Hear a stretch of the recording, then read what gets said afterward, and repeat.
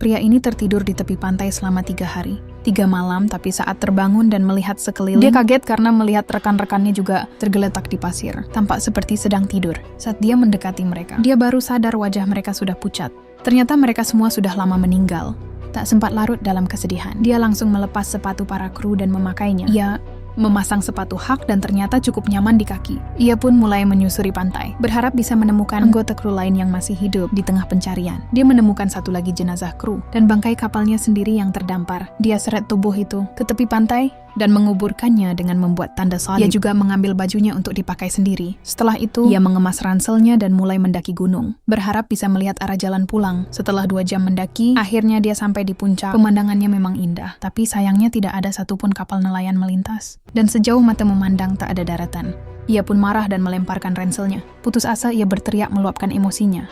Lalu menyadari satu hal, ia harus bertahan hidup di pulau terpencil itu dan cari cara untuk meminta pertolongan. Saat itu ia merasa sangat haus dan lapar, lalu mulai mencari makanan. Dalam perjalanannya, ia menemukan beberapa kelapa dengan batu.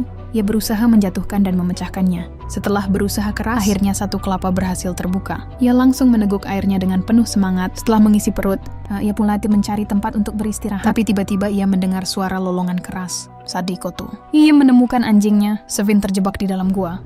Ia sangat senang dan tanpa pikir panjang langsung melompat turun untuk menyelamatkan Sevin. Ia sempat memarahi anjingnya karena ceroboh dan si anjing langsung menjatuhkan badan sambil seperti meminta maaf. Dengan adanya teman itu, rasa sepi pun perlahan hilang.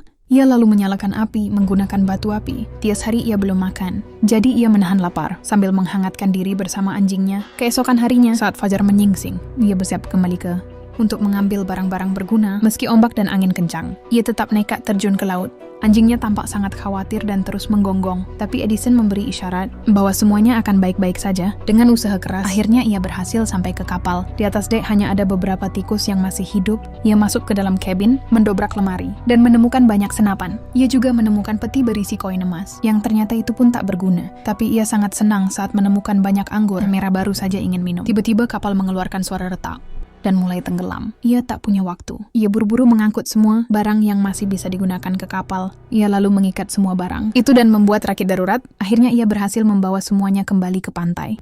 Kini si pria dan anjingnya punya tempat berlindung. Tapi malamnya, saat sedang makan roti, mereka mendengar suara babi hutan. Keduanya langsung terdiam ketakutan. Mereka tahu babi hutan itu sangat berbahaya. Pagi harinya, saat Edison bangun, ia mendapati separuh persediaan makanan telah dirusak oleh babi hutan. Ia pun memutuskan masuk ke hutan dengan senapan, berniat memburu babi itu, tapi justru di sanalah ia menemukan sesuatu yang jauh lebih mengerikan.